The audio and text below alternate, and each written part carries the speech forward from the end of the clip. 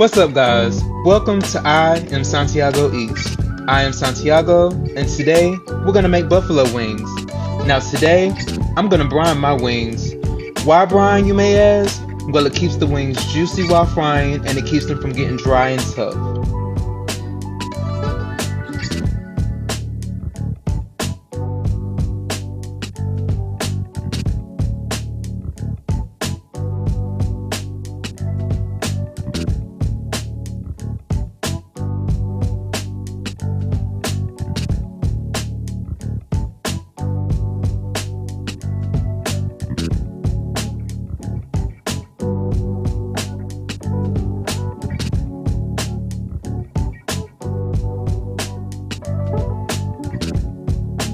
So for my wings, I'm definitely going to use cleaned wings, already separated.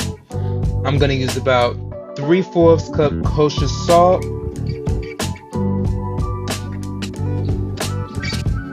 about 1/4 cup brown and white sugar,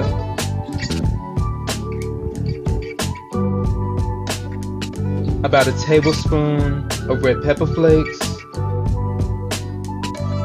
2 tablespoons of black peppercorns, a pinch of celery seeds. You can definitely omit that if you want to. I use it for the flavor. A lot of people don't like it, but that's up to you if you do or not.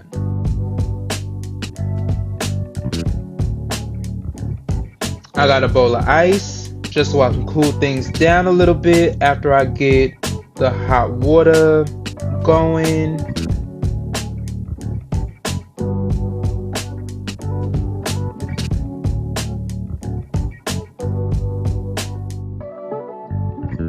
And I have a kettle just so I can get my water boiling. Now we're gonna put everything in this dry, clean bowl. And we're about to get things rolling. Now to start it all off, we're gonna mix all the ingredients in this dry bowl. You can definitely do this over the stovetop if you want to. I don't do it over the stovetop because I just don't.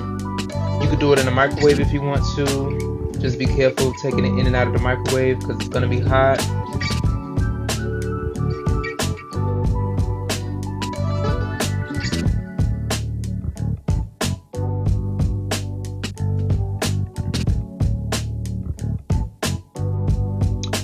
Now in this kettle is about 4 cups of water that I had boiling. You just want to mix that in real good.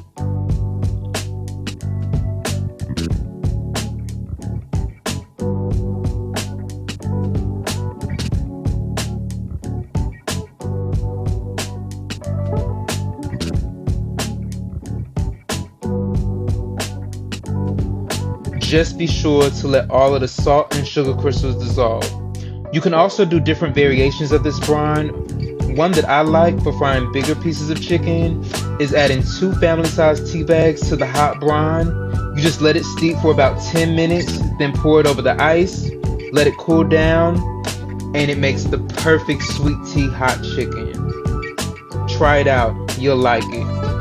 You can always play with it and tweak it how you like it. It's your food. Do what you want. Now I'm gonna take that hot brine and I'm gonna pour that over the ice to cool it down. You want it ice cold. You don't want it warm. You definitely don't want it hot. You don't want to put that chicken in any warm water. You want it all to be ice cold. When you brine your meat, you typically don't want to season it afterwards, but I'm gonna season it very lightly just because I'm not letting this go very long. You want to brine usually for about 3 to 4 hours to overnight. Sometimes you can go up to 2 days for bigger pieces of chicken, but I'm doing these little wingettes, so I'm just going to do it for a few hours. Once you get it in your container of choice, make sure all of the chicken is submerged in the brine and store it in the refrigerator for 3 to 4 hours up to 2 days. On the bottom shelf, of course. Food safety. If you are worried about it spilling, you can sit it on a pan, but your container shouldn't be filled completely to the top. When you bring it out of the brine, you want to make sure you rinse it off and get all those peppercorns off. Don't worry, rinsing it won't take any of the flavors off. The brine has done its job. All it does is penetrate into the meat, and it's not just on the outside.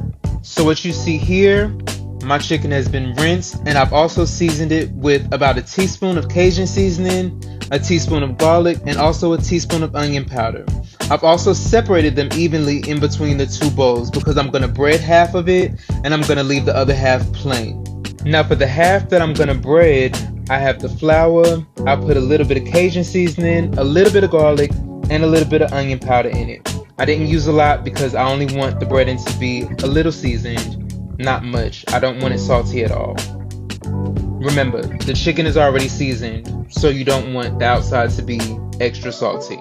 Now once the oil is up to 350 degrees, I'm gonna fry my plain wings first. I fry them first because I don't want the flour from the breaded wings to sit at the bottom of the pan and burn while I fry the plain ones. So I do the plain ones first. I cook them for about 15 to 18 minutes, and once they're golden brown, I take them out.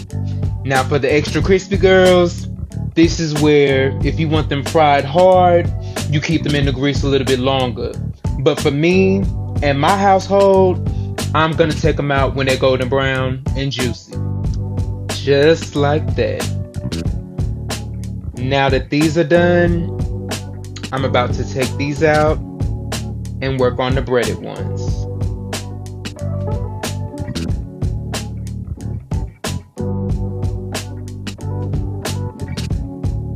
Now when I fry these, I'm not going to fry these all at once like I did the plain ones. I'm going to fry these about a half batch at a time, just because I want the grease to stay hot and I want them to get crispy on the outside. Not fried hard, just crispy.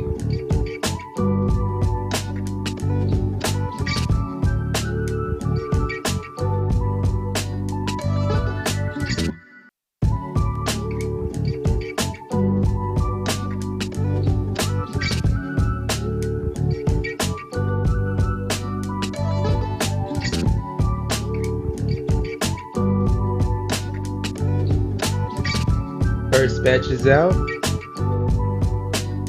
Now it's time to drop the second one.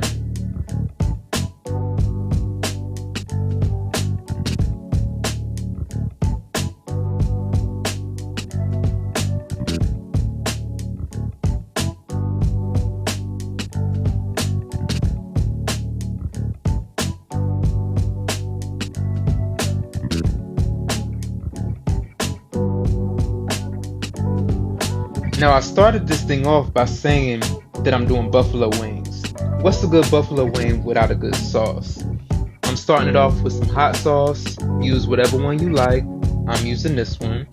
I'm gonna use about a cup because I'm not saucing all of these wings. I'm also gonna use about 2 tablespoons of butter. Again, use whatever type of butter you like.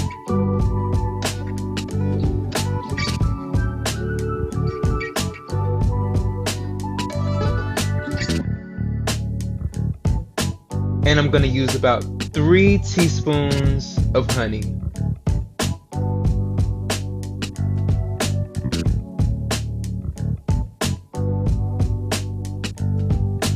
Now once that comes to a simmer, let it go for about 3 minutes and then cut it. That's all you need it to go for, is about 3 minutes.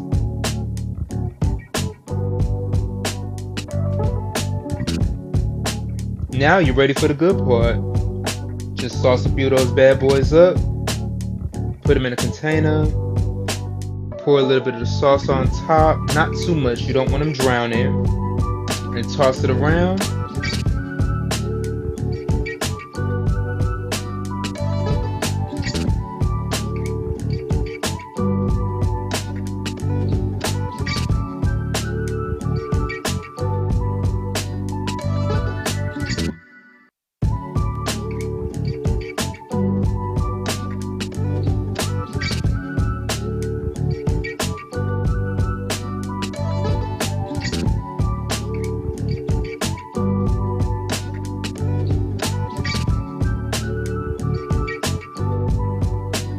Now you could serve these with carrots and celery if you want to, but today I'm just serving mine with a little bit of ranch.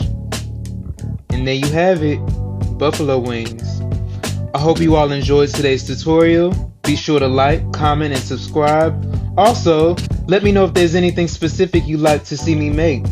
I hope you all have an amazing day. Again, it's Santiago, and I am Santiago Eats. Be safe.